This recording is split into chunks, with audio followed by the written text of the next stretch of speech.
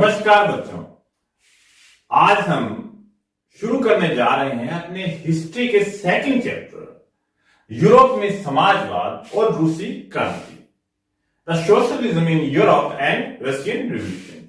बहुत ही अच्छा पार्ट है और अब आपका सिलेबस भी रिड्यूस हो गया है, तो हमें बहुत ही धीरे धीरे और ध्यान से सभी चैप्टर्स को करना चाहिए ताकि हम बहुत ही अच्छे अंकों से पास हो सकें। आपने इससे पिछले चैप्टर में पढ़ा फ्रांस की क्रांति में कि कैसे फ्रांस की क्रांति ने स्वतंत्रता का और समानता का जो विचार है वो पूरी दुनिया में और खासकर यूरोप में फैलाया। फ्रांस की क्रांति से संभव हुआ कि आप सामाजिक ढांचे को बदल सकते हैं, सोशल स्ट्रक्चर को चेंज कर सकते हैं।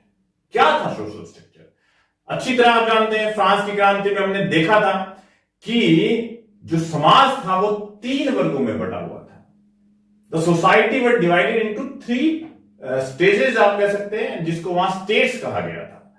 3 ऑर्डर्स यानी स्टेट्स में बटा हुआ था, और उसमें से जो ऊपर के 2 स्टेट हैं, कुलीन वर्ग और पादरी वर्ग, यानी एरिस्टोक्रेसी क्लास एंड चर्च जो थी वो पूरे समाज को कंट्रोल करती थी, उन्हीं का एक तरह से उस पर नियंत्रण था। फ्रांस की क्रांति ने इसको बदल दिया। पूरे यूरोप में ये चर्चा होने लगी कि ऐसा ही बदलाव सब जगह होना चाहिए। हमारे देश में भी उस समय कुछ विचारक थे, राजा राम मोहन राय, डेरिजियो हालांकि अंग्रेज थे, युवा थे और हमारे यहां पर नौकरी करते थे, कलकत्ता में प्रोफेसर थे कॉलेज के। तो ये लोग हमारे यहां भी फ्रांस की क्रांति की बात कर रहे थे, कहते थे समाज में परिवर्तन होना चाहिए। इस तरह से एक चर्चाओं का दौर चल रहा था। इसको कहा गया है, आपकी किताब में टाइटल दिया गया है फर्स्ट, कि सामाजिक परिवर्तन का युग, the age of social changes. ये हम इसमें पढ़ेंगे। तो क्या सभी लोग बदलाव चाहते थे? नहीं, सारे बदलाव नहीं चाहते थे। और ये मतलब नहीं है कि हर आदमी कहता था क्रांति हो जानी चाहिए। यही तो बहस हो रही थी, यही तो चर्चाएं थी। कुछ लोग कहते थे बदलाव धीरे धीरे होने चाहिए, ठीक है, वो कहलाए उदारवादी। कुछ कह रहे थे कि बदलाव नहीं होने चाहिए, जैसा है वैसा पड़ा रहने दो। जो कुलीन है या जो पादरी हैं उनको फायदा है इसमें, तो वो कहलाए रूढ़िवादी, यानी जो बदलाव नहीं चाहते थे। कुछ कहते थे कि टोटल चेंज होना चाहिए, कंप्लीट ट्रांसफॉर्मेशन, वो कहलाए रेडिकल्स। तो ये समाज में अलग अलग जो विचारधारा के लोग थे, इन्हीं के बारे में हम अभी अपने अगले टॉपिक में पढ़ेंगे। अब हम आगे बढ़ते हैं और आते हैं इसके फर्स्ट टॉपिक पर। इस चैप्टर का जो फर्स्ट टॉपिक है उदारवादी, रेडिकल और रूढ़िवादी, यानी लिबरल्स, रेडिकल्स एंड कंजर्वेटिव्स।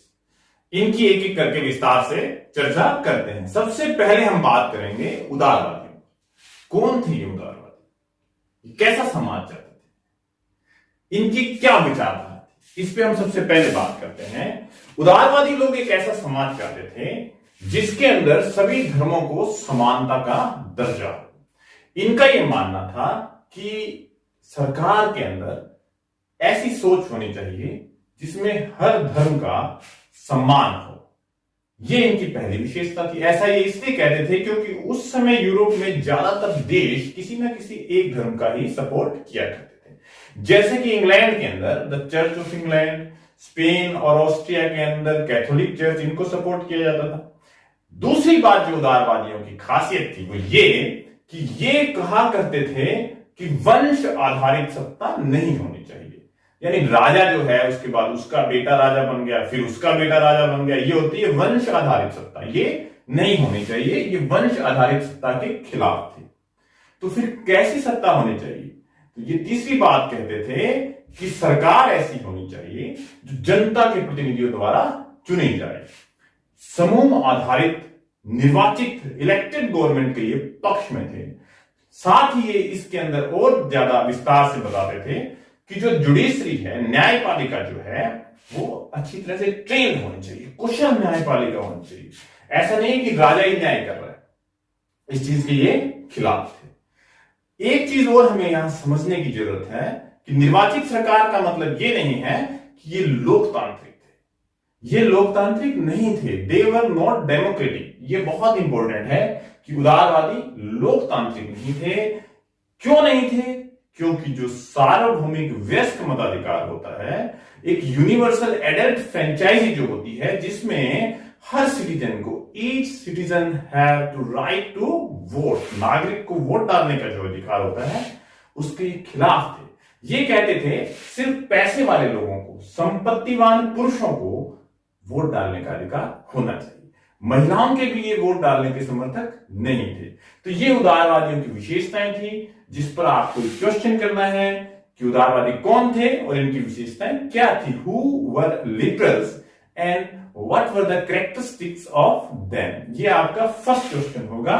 इन सबको करते हुए आप इसका उत्तर दे सकते हैं। उदारवादियों पे चर्चा के बाद अब हम बढ़ते हैं किसी टॉपिक के सेकंड जो बिंदु है, रेडिकल्स की ओर। रेडिकल कौन थे? रेडिकल वो थे जो पूरा बदलाव चाहते थे। रेडिकल लोग ऐसी सरकार के पक्षधर थे जो बहुमत पर आधारित हो, उदारवादियों के खिलाफ। यानी उदारवादी चाहते थे सिर्फ संपत्तिवान लोगों को वोट डालने का अधिकार, लेकिन ये कहते थे सारी जनता से बहुमत के आधार पर सरकार चुनी जानी चाहिए। यानी ये सार्वभौमिक मताधिकार के पक्षधर थे। इसका मतलब ये महिलाओं के वोट डालने के अधिकार के भी समर्थक थे। ये कहते थे महिलाओं को भी वोट डालने का अधिकार होना चाहिए। उदारवादियों के विपरीत ये जो भी बड़े जमींदार थे या जो धनवान व्यापारी वर्ग था, जो वेल्दी फैक्ट्री ओनर्स हैं या रिच लैंड ओनर्स जो हैं, उनके किसी भी विशेषाधिकार के खिलाफ थे। दे वर अगेंस्ट एनी प्रिविलेजेस। ठीक है, वो कहते थे कि संपत्ति वालों को कोई विशेष अधिकार नहीं होना चाहिए। उदारवादियों ने क्या विशेष अधिकार दिया था? वोट का अधिकार दिया था इनको। वो कहते थे वोट का अधिकार सिर्फ संपत्ति वालों को होना चाहिए। तो ये चीजें इनकी उदारवादियों से अलग थी। ये कंप्लीट ट्रांसफॉर्मेशन यानी पूरा बदलाव चाहते थे। इसके बाद हम थोड़ी सी बात करते हैं रूढ़िवादियों की। रूढ़िवादियों में हालांकि अब थोड़ा बदलाव आ गया था। पुराने 18वीं शताब्दी से पहले के तो रूढ़िवादी कोई बदलाव नहीं चाहते थे। अब रूढ़िवादियों को समझ आ गया था कि हां, बदलाव जरूरी है, लेकिन ये कहते थे कि अतीत का सम्मान होना चाहिए। अतीत का सम्मान होना चाहिए और बदलाव जो है वो बहुत धीरे धीरे होना चाहिए। तो इन दोनों पर भी आपको क्वेश्चन करने हैं कि रेडिकल्स कौन थे, छोटे प्रश्न, रूढ़िवादी कौन थे और उदारवादी कौन थे। इस तरह से इसका ये फर्स्ट टॉपिक कंप्लीट होता है।